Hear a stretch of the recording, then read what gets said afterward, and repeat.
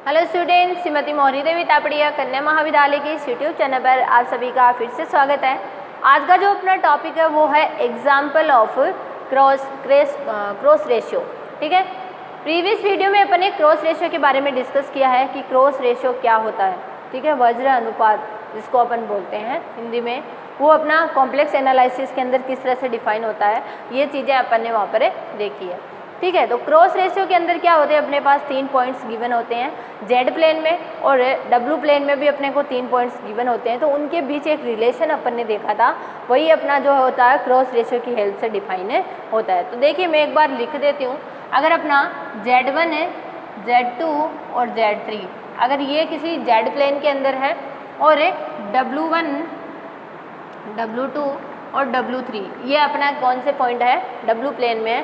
Z1, Z2, Z3 की image जो है वो W1, W2 और W3 अगर अपने पास में यहाँ पर गिवन है, तो जो क्रॉस रेशियो होता है वो कुछ इस तरह से डिफाइन होता है, W minus W1, W2 minus W3, ठीक है, upon W1 minus W2, W3 minus W equal है Z माइनस Z1 है, Z2 माइनस Z3 अपॉन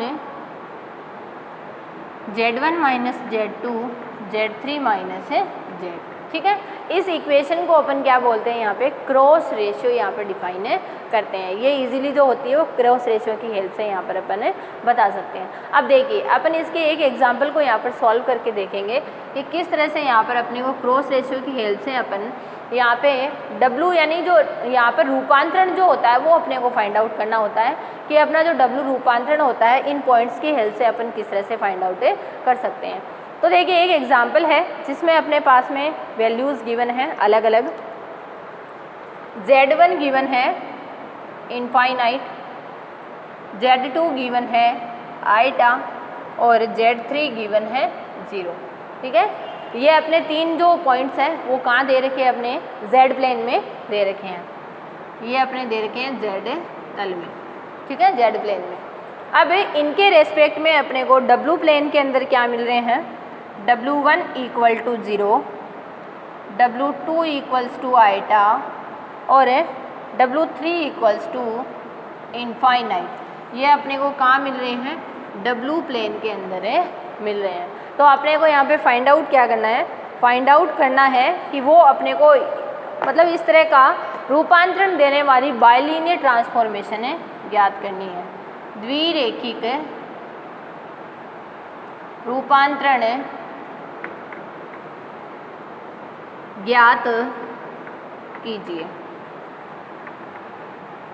मतलब जो बाइलिनियर ट्रांसफॉर्मेशन होती है उसको यहाँ पर अपने को फाइंड आउट करनी है कि ऐसी कौन सी बाइलिनियर ट्रांसफॉर्मेशन होगी जो अपने को ये रिजल्ट यहाँ पर देगी।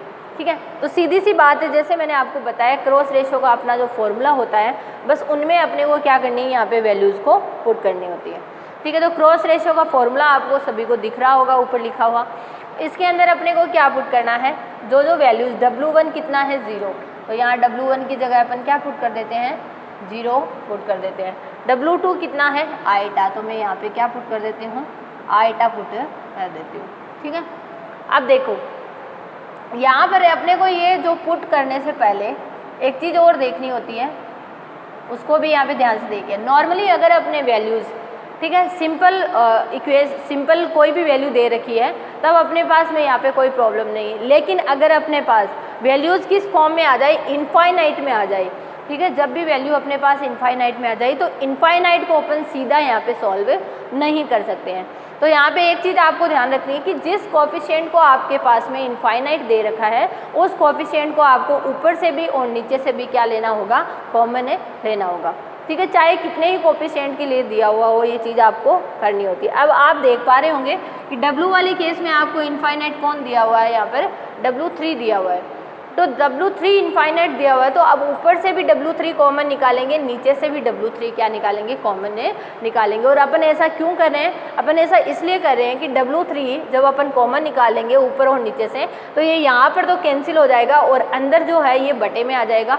तो 1 अपॉन इनफाइनाइट जो होती है उसकी वैल्यू अपने पास जो होती है वो डिफाइन होती है, लेकिन जब आप डायरेक्ट अगर अपने इनफाइनाइट पुट कर दिया तो वो पूरा जो क्रॉस रेशो होगा वो इनफाइनाइट में चेंज हो जाएगा। ठीक है, तो ये चीज़ अपने को यहाँ पर ध्यान में रखनी होती है।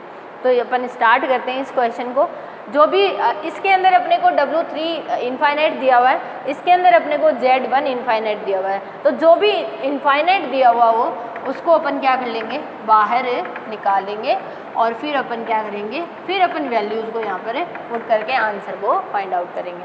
तो देखिए यहाँ से W3 कॉमन लिया तो ये वाला ब्रैकेट तो एज इट इज़ रहेगा, W माइनस W1। इसमें से क्या हो जाएगा, W2 अपॉन W3 माइनस 1, ये इस तरह से हो जाएगा। ठीक है, ऐसे ही नीचे W1 माइनस W2 अपना एज इट इज़ रहेगा।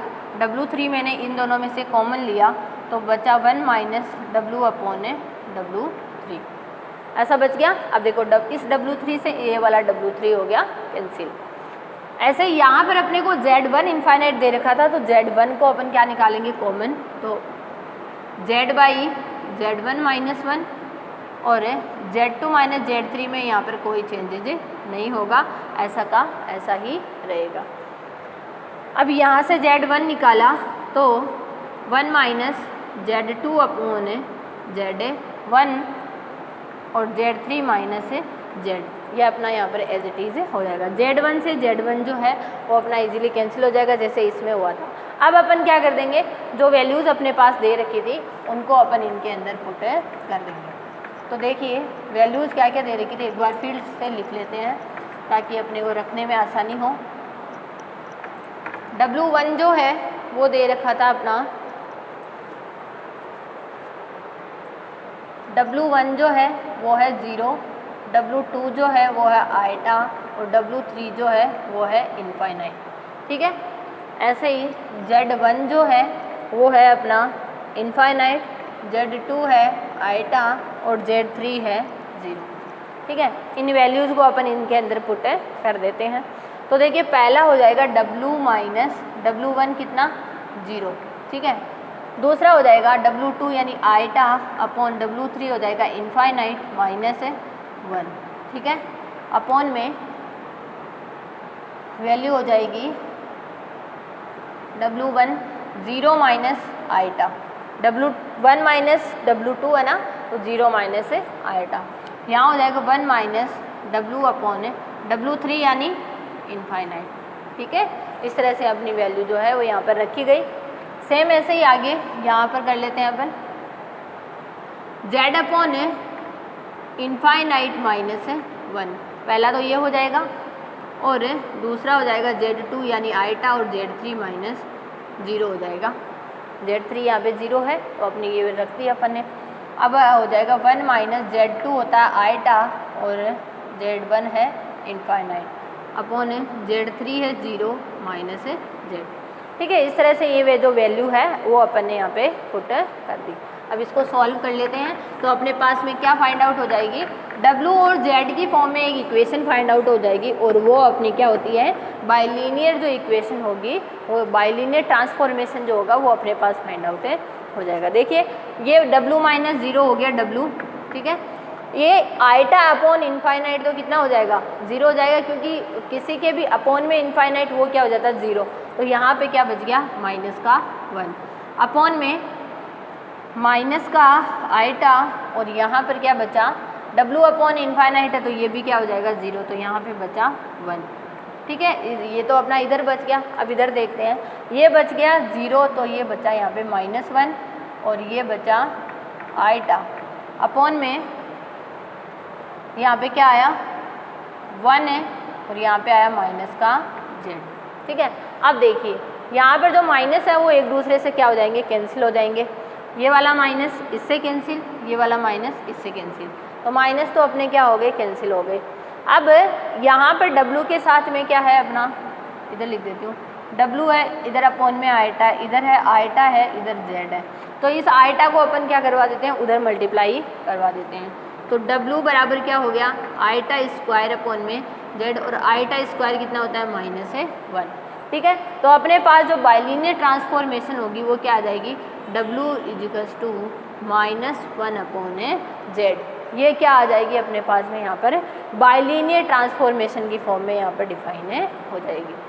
ठीक है, तो ये अपना जो है यहाँ पर इस तरह से कोई भी जो क्रॉस रेशियो का एग्जांपल होता है जिसके अंदर अपना इनफाइनाइट, अगर अपने पॉइंट जो है वो सिंपल जीरो जैसे 2 है, 3 है, आइटा है, 4 है, अगर अपने पास में सिंपल में दिया हुआ हो, सिंपल वैल्यूज़ दिए रखी हो, तब अपने को यहाँ पर इस तरह का कोई चेंजेस नहीं करना है कॉमन लेने वाली वैल्यूज़।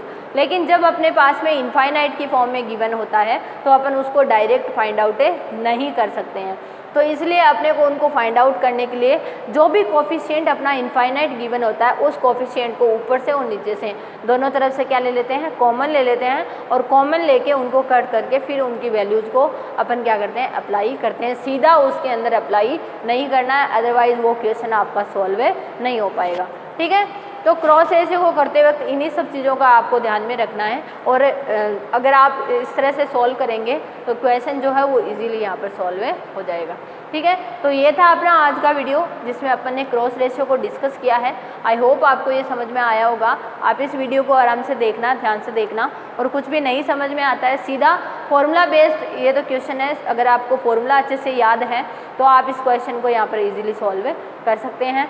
क्रॉस रेशियो का फॉर्मूला अगर दिमाग में है, मैंने आपको याद करने का तरीका भी बताया हुआ है पहले, 0 1 2 3 और फिर 1 नीचे जो होता है 1 2 3 0। ठीक है, इस तरह से ये जो उनके W1 W2 W3 या W लिखने का तरीका जो है मैंने आपको बताया हुआ है। तो इस तरह से आप इनको याद रख के क्वेश्चन को यहाँ पर सॉल्व कर सकते हैं। तो ये था अपना आज का वीडियो, आप इसको ध्यान से देखना, और कुछ भी नहीं समझ में आता तो आप मेरे साथ शेयर करना। Thank you so much.